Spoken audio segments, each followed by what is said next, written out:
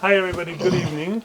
Thank you all for coming tonight, and we're very happy to be here at Watkins Bookstore, which is one of the first occult esoteric bookstores in the world, probably. I think it's about 130 years old, and as you can see, there's so many books of so many topics, and so many interesting talks go on here. There's a YouTube channel of Watkins, many of you probably know, and it's a pleasure to have Fabian Sanders here from Italy, and he's worked on this book, which he'll tell us about tonight, called The Cuckoo of Rigpa, done by Shang Shung Publications in Italy. This book is actually based on a text which Choegyal Namkhai Norbu, who wrote this commentary, went to the British Library, I think in the 70s or early 80s, I forget, and he did a whole research on it, and then this is what came out of it. This is a revised version which came out maybe last year, I think.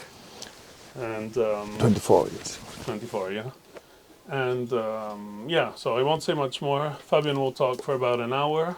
We'll have our last, sorry, we're meant to be out of here in 1 hour. So less than an hour. We welcome good questions, bad questions, all questions. So thank you, Fabian, and thank you everybody for being here. Thank you. Thank you very much. Thank you very much, Jamyang, and for first of all for inviting me here for this wonderful opportunity to introduce this book, which is, I think, very nice, unless even though I worked on it, and very interesting and touching a wide variety of topics, extremely relevant to a great number of problematic and controversial areas of study. In particular, the main thing that moved the author, Choegyal Namkhai Norbu, to work on this topic is the specific characteristic of the manuscript that around which the whole book is kind of constructed. And that is a manuscript coming from the Dunhuang caves, the very famous caves in modern-day southern Gansu in western China, which is very well known that there is a cave in the Mogao complex of caves that remained sealed up to the early 1900s. From the, I think, mid-11th century. And so that is the, they call generally the terminus ad quem. When it was sealed, it means that all the manuscripts contained therein are obviously older than that. So you can say that they are older than that time, but you cannot necessarily say how old they are. And specifically the manuscript that is the center of this book, which is called, contains a text that is called Rigpa, or also the 6 Vajra verses, is a text that it doesn't say explicitly, but it can be read as being a kind of synthesis, a summary, a very short memorandum, so to say, something that is made to enable practitioners to recall the main aspect of the Dzogchen teaching. Now, I don't know if many of you know very well what the Dzogchen is. It is a tradition in Tibet that we can consider to be metaphysical in nature. So it does not start from, for example, limitations, vows, ethical conduct, or it does not base on tantric transformation practices, breathing, and so forth, but simply it starts from the end. It starts from where you want to arrive. That is from the realization that all phenomena are perfect from the beginning. That is sort of the core idea of Dzogchen from the point of view of the attitude or the view that they have. You start from realizing that the individual is a sort of perfected mind, so to say. It's very not easy to explain and probably even more difficult to understand. I hope that through this book, for those who will have the patience to read through it, you can understand something about this teaching. And I'm not particularly going into that because I'm responsible for translating the first part, or together with Adriano Clemente, who also did the translation of the actual Vajra verses with the commentary on them, which is extremely explicative, extremely synthetically clear, although it suggests, so to say, a lot of reflection that has to be done, a lot of practice and work and application of these concepts and principles in one's own life. I can show you here, there is a calligraphy by Rinpoche himself, this one, kind of organized in colors and in beautiful, I would say it's Juik, a kind of fast style of writing, and you can get the very easy to read for those who read Tibetan script as well. So very short about this part.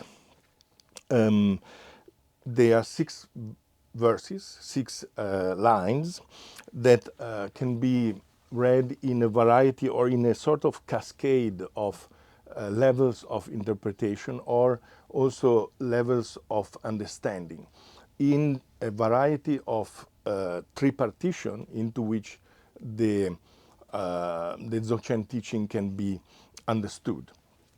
For example, one is the base, the path, and the fruit. Now, the base being how things are basically, how phenomena can be understood, comprehended in their fundamental, real, ultimate truth, and then what you have to do about it, and then in the end what the result is of that understanding. No? And this is quite, so to say, once you have read them with that view in mind, you can then apply that to another scale of tripartitions. But it will be more clear if you look at the big book, and it's better for me probably, and for you as well, that I talk on the other topics that this book is implying. And that is, I should also say that for many Tibetan tradition, this Dzogchen teaching has a long history being considered spurious or not authentic, not Buddha Dharma that came from the Buddha Shakyamuni, for example. Depending on the view of the various individual people who looked at that from different angles, it had been criticized in many ways. And particularly, the main critique is that it was not something authentic coming from an authentic source. So, which is a crucial topic in all Buddhist teachings. No? The Buddhist teachings should be transmitted starting from an origin, which is the origin is the goal. No? So the teachings basically are taught first by the Enlightenment itself, and then transmitted through humans who transmit it in order that these humans can go back to that Enlightenment. So to say that it does not go back to an authentic, authoritative, enlightened source is like saying it's useless, it doesn't work. It is not something that can take you there to the where you want to go, to the goal, enlightenment. So one of the critics was that there were no Dzogchen texts found before a certain date, particularly the 13th, 14th century, and the Dzogchen terminology was not so apparent, and it took later time to be well, organized, and so on and so forth. So it is crucial for Choegyal Namkhai Norbu to demonstrate that, or at least to suggest or to give ideas according to which it can be demonstrated that it is not that way. So a number of topics are touched here. First of all, the idea that it comes from Dunhuang is important because it demonstrates that before that, Dzogchen was well known even outside of the, let's say, borders of proper or central Tibet.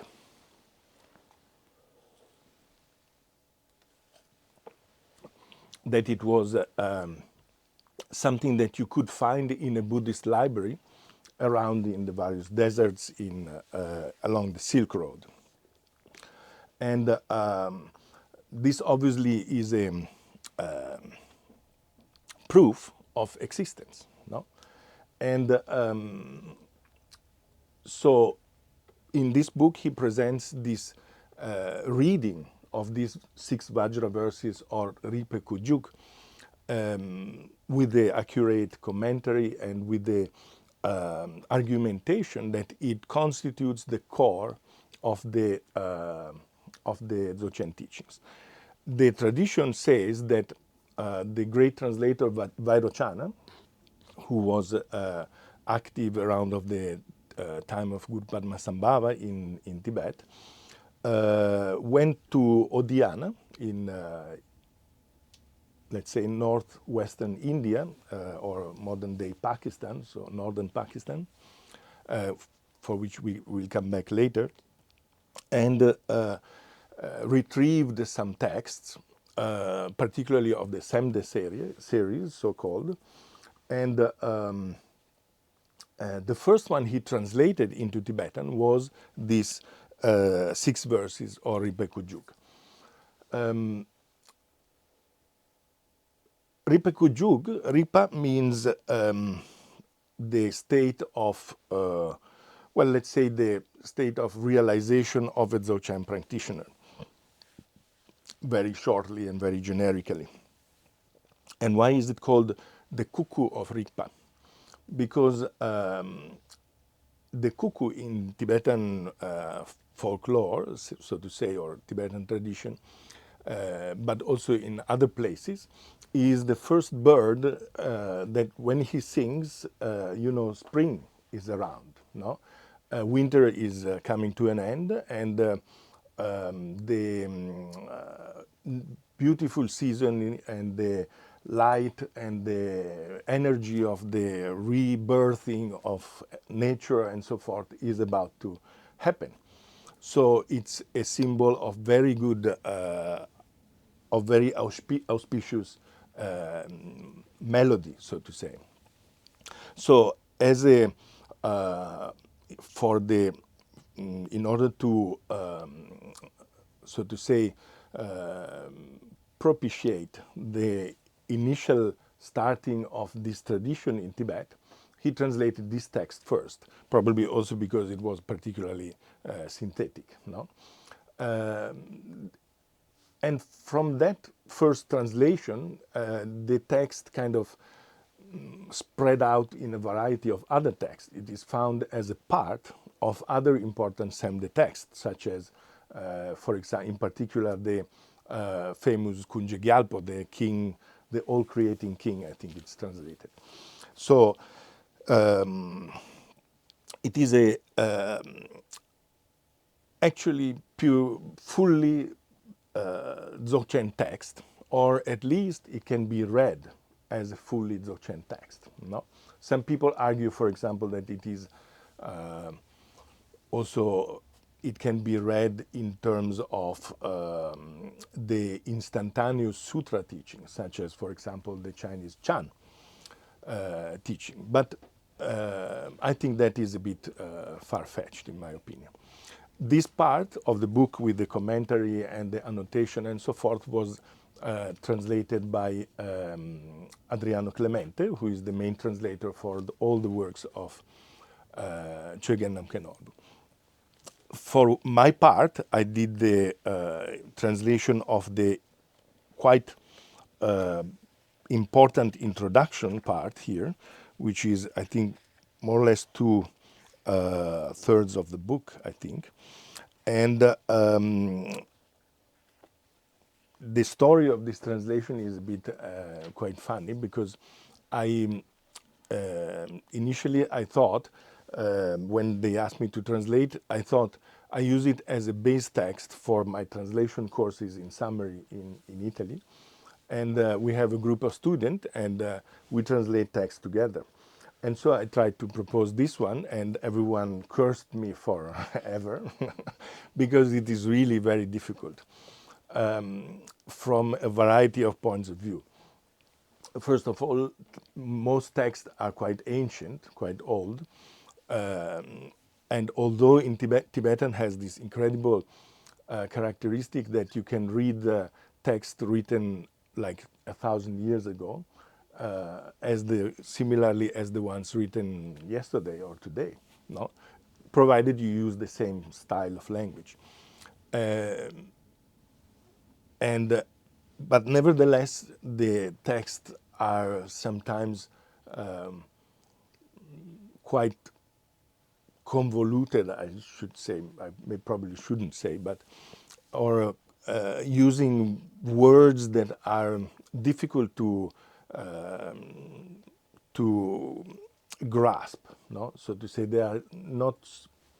Dictionaries for Tibetan language are very bad, and so sometimes you have to do a full research for every word that you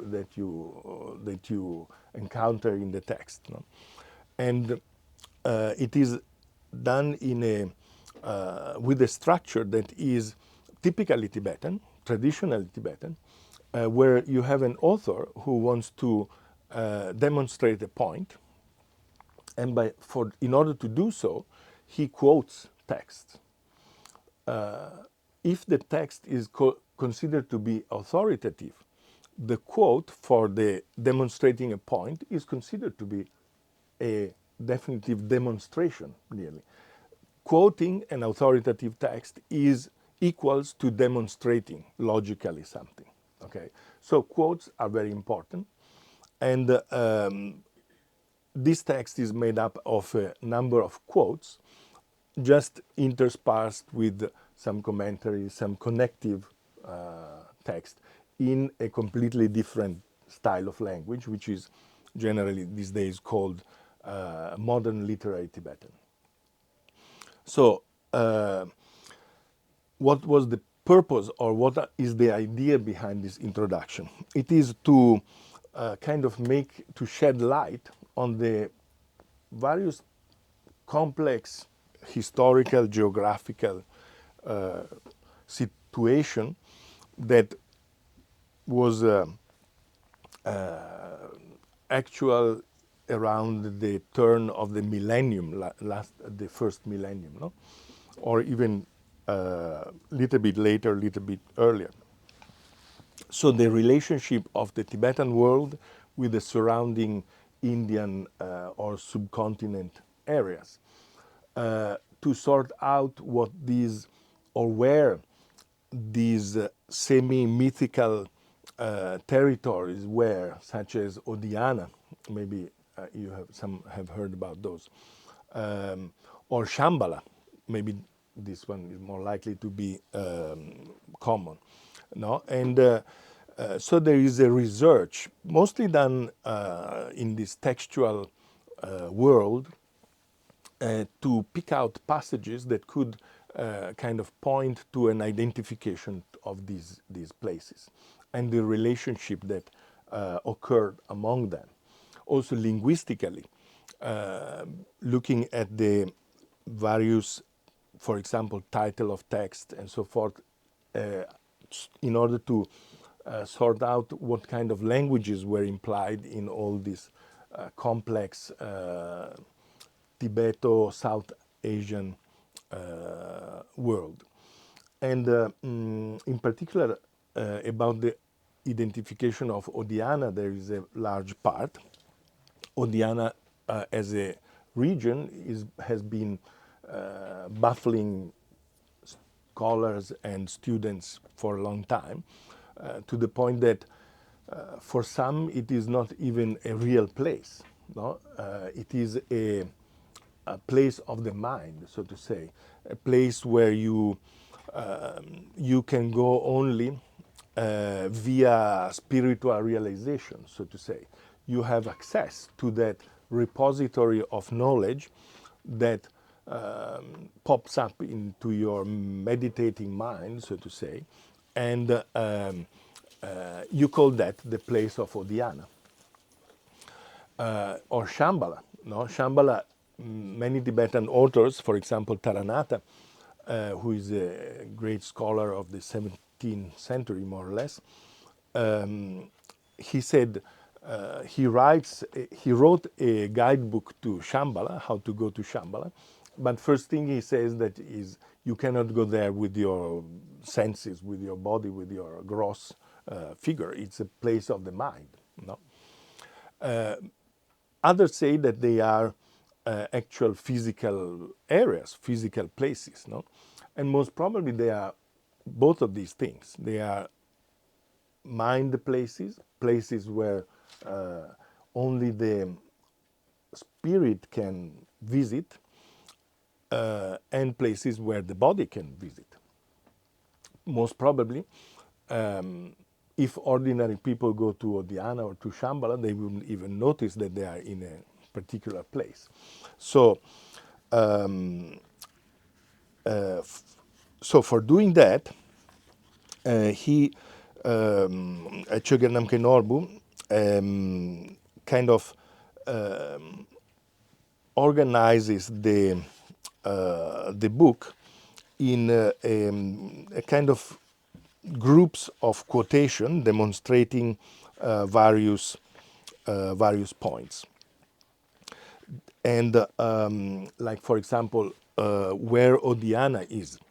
So in that particular part of the book, which is based on the biography of the Tibetan Siddha or realized practitioner Ogyempa. Ogyempa means the one of Odiana in Tibetan, the one who comes from Odiana. And he got this honorific appellation because he actually went to Odiana. And he wrote a very precise autobiography in which he states all the places where he went along his journey. So he started from Central Tibet, he went to the Kailash area, he crossed over to probably to Kashmir, if I remember well. We have also a map inside the book where which was quite difficult to reconstruct, to be honest. And yeah, like this one you can see. And this is the journey by the Siddha Ogyempa, up and down journey. And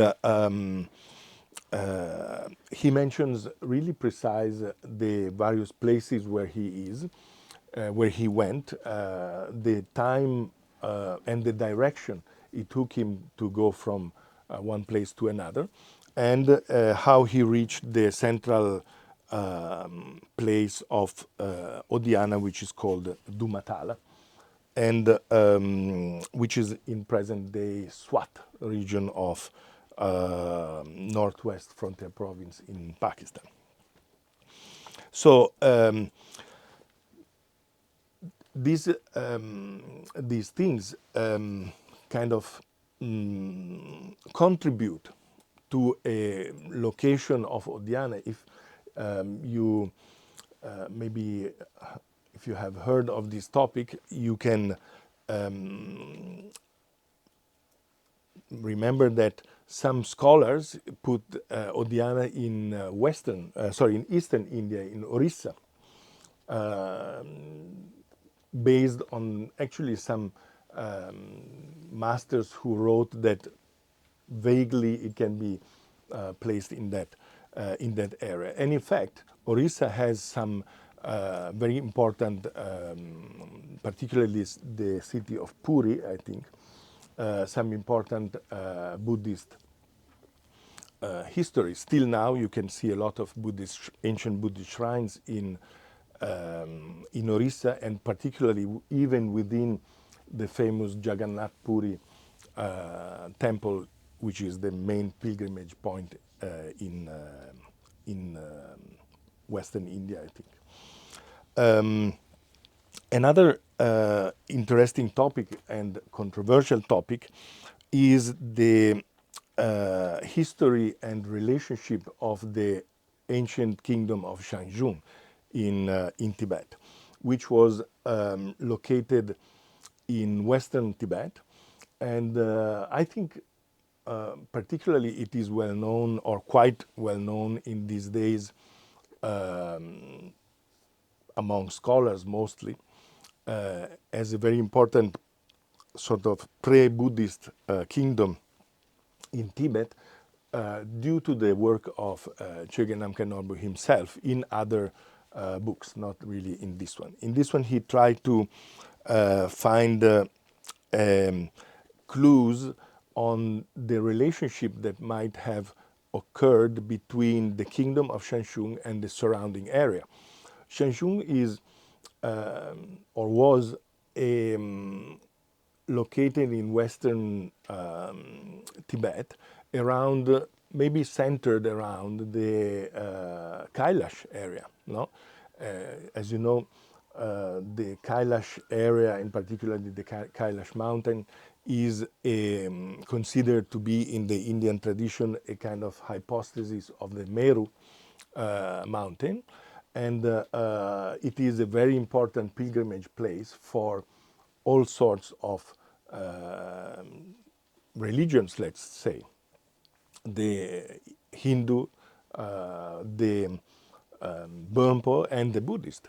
All of these, they meet in this area and circumambulate the mountain ritually, and do their various different homages to the. And so it was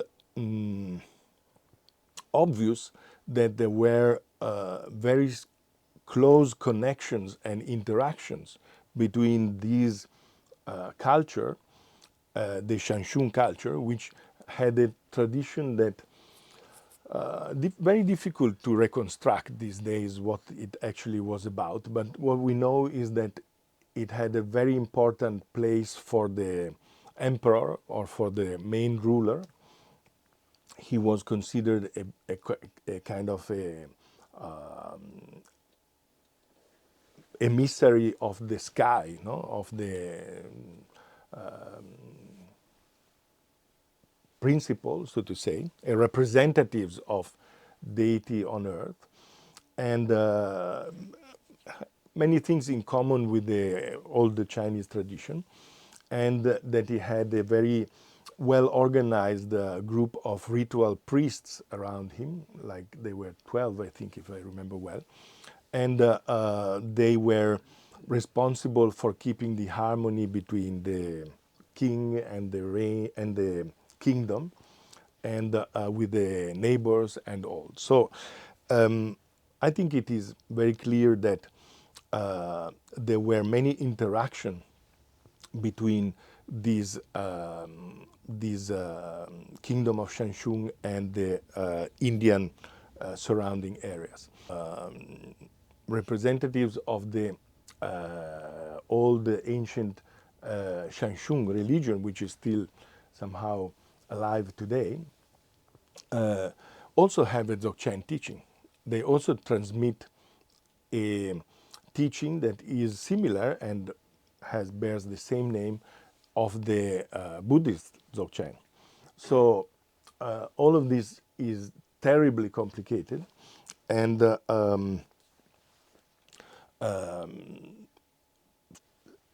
no doubt it needs a lot of research more, a lot of also archaeological evidence to be confirmed or denied what is contained in this book. But I think personally, and maybe I think we can then have questions, if you like, which I think are the more funny part of the story. I see quite bored people in front of me. So maybe questions can enliven things a little bit. But I think it is a book that contains many kind of challenges, so to say, things that try to, I'm not saying to draw a new picture of the history or the ways how religious interaction worked in the past, because that is really difficult to reconstruct. And also maybe you find a point affirming a certain thing, you then find something negating it, no? And it is really difficult to say which one is true. Probably it is best to go with the same Vajra verses. Maybe I can go into that a little bit when he says Nazo Ranji Mi Kyang. So this means the variety or multiplicity. So maybe here we can get a little view into this. So although the intrinsic reality of variety is non-dual, non-dual means that nothing is really separated from nothing else. No, it means that there is no actual establishing something as an independent entity. No, very very classical. Natsoranji Minikyan. So the nature or the intrinsic reality of multiplicity is non-dual. Nevertheless, Chashinidu Tretantrel, this can be read in a variety of ways, but in any case we can say as different things that appear, they, or in the different things that appear, there is no conceptualization. That means everything appears just like as it is, without any bondage by discursive mind, or without any construction, without any artificial contribution by a logical mind, a mind that wants, a mind that desires, a mind that does not want, does not desire, no, or refuses, and so forth. Jishinwa Shemitokyan, Jishinwa means how it is, the thing how, or reality with the capital R, so to say. Jishin actually means, Ji means what, and Shin means how. So what, how, literally, it means how it isness. It's very difficult to translate these kind of words because probably we lack the concepts, no? But the total variety of manifestation, or which is actually the total variety of manifestation, can be interpreted of our own perception, no? what we see, what we perceive, what we think, and so forth, mitok is not conceptual or is not something that is linked to discursive thought. And then it says, Nampa Nanze Kuntusan. The Nampa Nanze is a Tibetan translation of Vairochana, but here it really means that which makes thing appear. No? Nampa Nang means the, some say the illuminator, no? The thing that enlightens things, not only enlightens in sense of enlightenment, but makes them visible, is all good, all positive, total positivity, in the sense that it's completely enlightenment. It is very Dzogchen, so it is very simple, but not so easy, as they used to say, as the master used to say. Simpezove ne pante, because it is complete, this it, no, is the core reality or whatever. Because it is complete, it has abandoned the ailment or the illness of searching, of effort, of going after something. No, the mind finds itself in a sort of reflexive contemplation, and everything appears, but there is no going after, there is no refusing, there is just, so to say, rejoicing in everything being already perfected, everything being kuntuzampo. And then it says lungi nepe shakpayim. And because it is there spontaneously, that's it, more or less. You can read a better translation than that in the text. And the first two verses are related to the outlook, how in Dzogchen you understand things. You should consider things to be the tawa, no, or the base, if you like, better said in this case. So things are, there is multiplicity, but there is no duality, and this is the base. Then there is the path that one does not apply discursive mind, for example. No, whatever you think, it's wrong. I'm not particularly talking about your thoughts.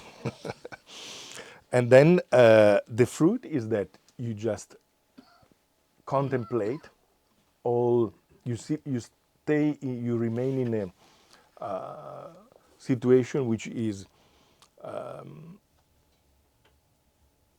both embracing multiplicity but permeating its principle, so to say. I use words that are not usually common in this kind of place, but maybe they can be understood. So I think it's a good time for questions, if you like. Okay, thank you. There are also a number of nice pictures inside, variety of sources and deities, and so I think it's a nice book.